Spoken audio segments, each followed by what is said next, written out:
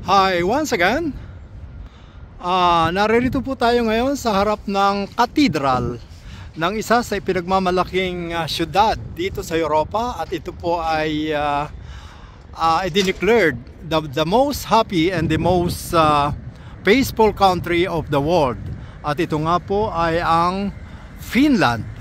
Naririto po tayo sa city center and heart of the city and cathedral ng Helsinki, Finland. At makikita naman po natin sa ating harapan ang kanila pong Senate, kung saan po matatagpuan ang kanilang mga ang function ng kanilang gobyerno, at ito nga po ay ang Senate building. So makikita po natin ang kanilang mga hero or bayani na kanilang binigyan ng parangal at binigyan ng monumento sa gitna ng plasang ito.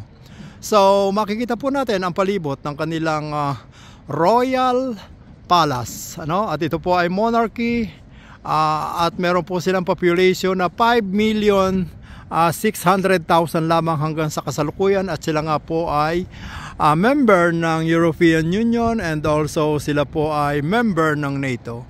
So naririto po tayo at may tinutur po tayong isang pamilyang Pilipino. Sakali po magustuhan nyo mag-tour dito sa Europa, contact lamang po kayo sa teleponong 0039-3290-124926. Thank you for watching po.